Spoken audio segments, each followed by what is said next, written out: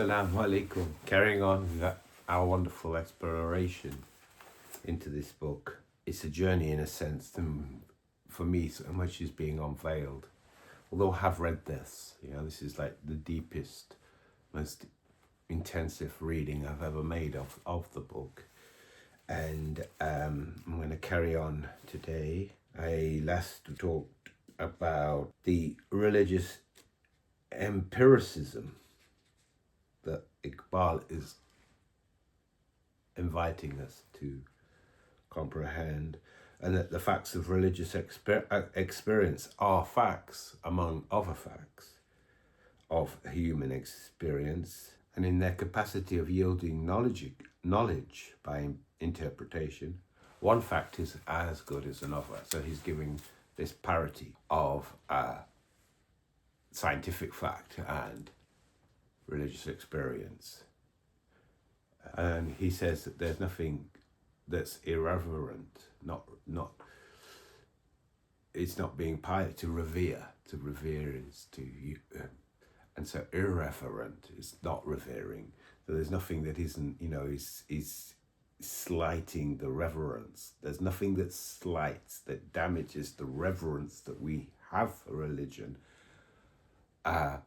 Or if we examine the religion and the religious experience in an empirical, scientific way, that in no sense is irreverent, is lacking in reverence. To want to have a deeper understanding of a religious action, say salah, or to want to understand how a particular religious experience manifests, is not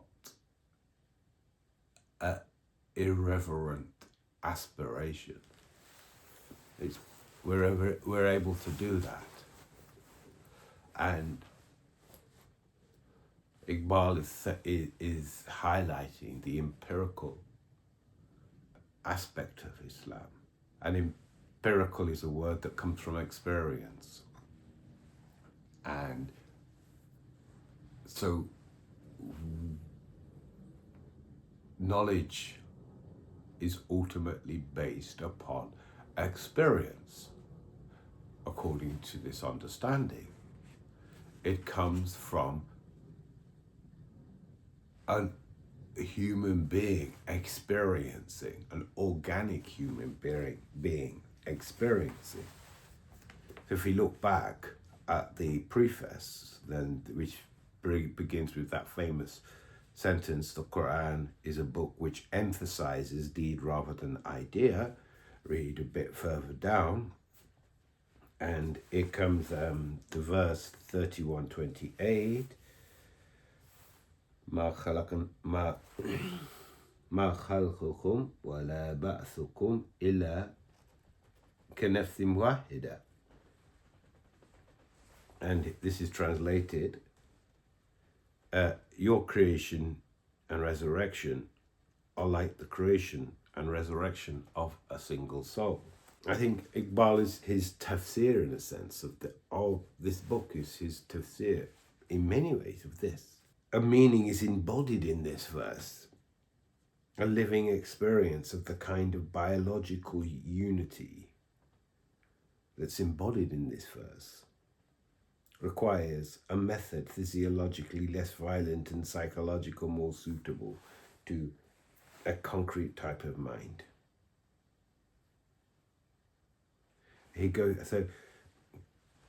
He's talking about the establishment here of a kind of scientific way of approaching the Quran, approaching our practices of Islam, saying that the modern man with his concrete habits of mind requires something different, and there's a legitimate demand for a scientific form of religious knowledge. And in this, he's going to present this, that although in the past there was one particular type of understanding, this is less suitable, less munasib for the people of today who require a different approach. And this is a more scientific, empirical approach. And he says that the Prophet of Islam was the first critical observer of psychic phenomena. So now he's gone back and he's actually saying, well, the Prophet sallallahu alaihi wasallam himself, he investigated the nature of a religious experience. He tried to understand the origin of these religious experiences. Bukhari and other traditionalists have given us an account, a full account, of his observation of the psychic youth Ibn Sayyid, whose ecstatic moods attracted the Prophet's notice. He tested him, he questioned him, he examined him in his various moods. Once he hid himself behind the stem of a tree to listen to his mutterings. The boy's mother, however, warned him of the approach of the Prophet sallallahu alaihi wasallam. Thereupon the boy immediately shook off his mood, and the Prophet remarked, if she had let him alone, the thing would have been cleared up. And then he said, the Prophet's companions, some of them who were present during the course of this first psychological observation in the history of Islam, and even later traditionalists who took good care to record this down as an important fact, they entirely misunderstood the significance of his attitude and interpreted it in their own innocent manner. Carries on anyway. A better appreciation of the Quran, which, as I will show in a subsequent lecture, initiated the cultural movement, terminating in the birth of the modern empirical attitude. I mean, he didn't just impose his authority as a prophet. And there were other Sahaba at the time, radiallahu anhu, who just wanted to kill him and leave him. Because if it is the Dajjal, they suspected him of being the Dajjal. So the Prophet sallallahu alaihi wasallam said, if it is the Dajjal is coming. There's an inevitability about that. So if you can't really kill him, and if he's not the Dajjal, then that would be unjust. So they left him alone. Yes, he became a Muslim. He lived amongst the Muslims, had children, but was always a bit ostracized. Yet one of his sons narrate this, and I think it's the narration of his son that comes through, that comes to Bukhari. If Professor Duncan Macdonald had thought about it deeper, he would have realized that this was a really important initiation for an entire cultural movement that ultimately resulted in the birth of the modern empirical attitude. Iqbal said, if he'd have thought this would have led the professor to seeing the remarkable suggestive observation of the Prophet. Have a better appreciation of the spirit of the Quran, which, as I should show in a subsequent lecture, initiated the cultural movement, terminating in the birth of the modern empirical attitude. It's this empirical attitude which Iqbal is going to say that we have to bring into Islam, and that actually this is nothing alien to Islam. It's there right at the beginning. Early Muslims didn't really know the significance of this. He's now going to say that Ibn Khuldun, he's the first to really grasp the significance of this. and he references him in his Muqaddamah.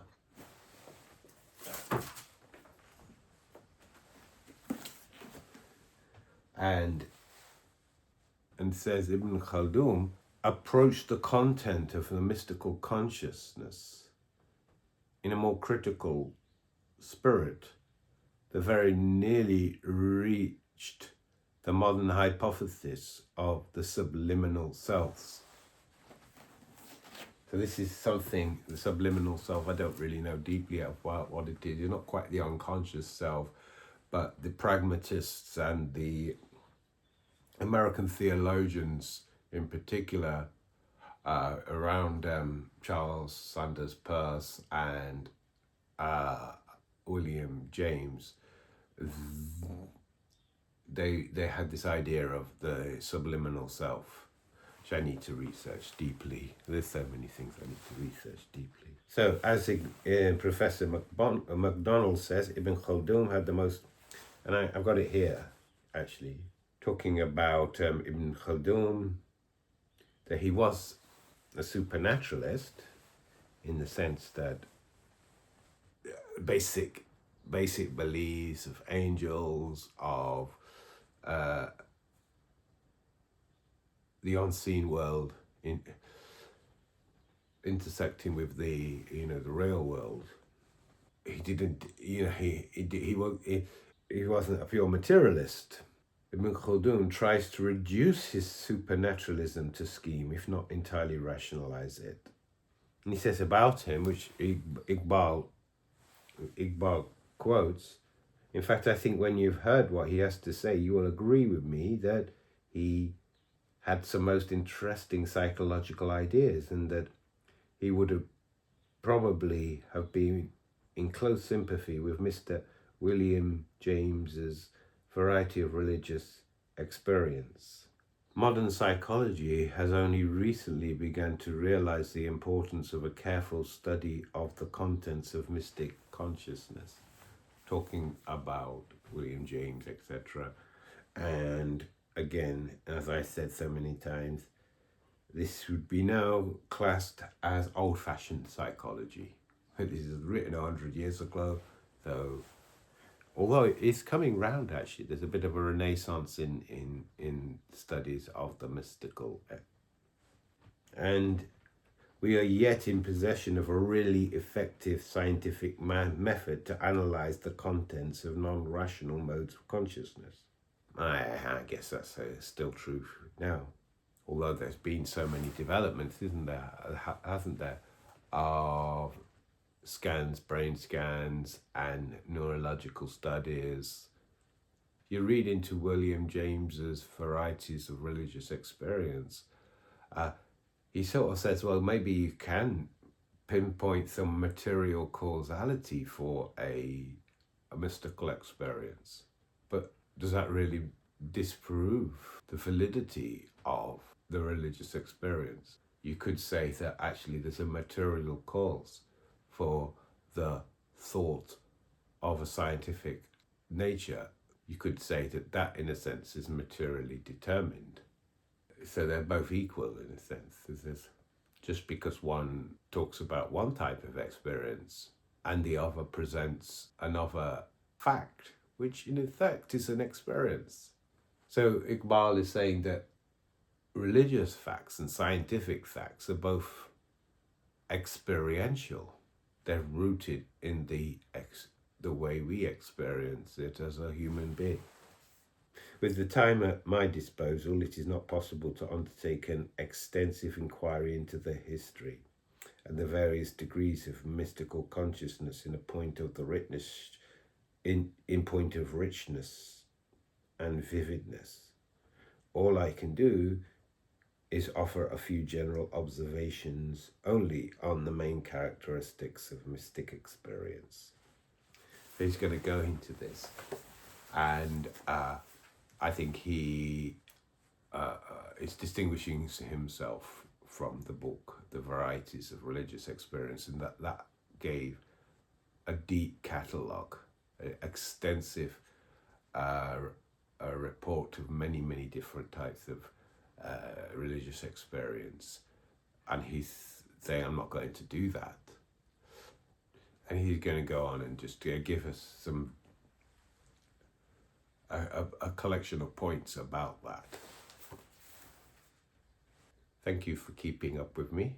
I hope to carry on in a short while.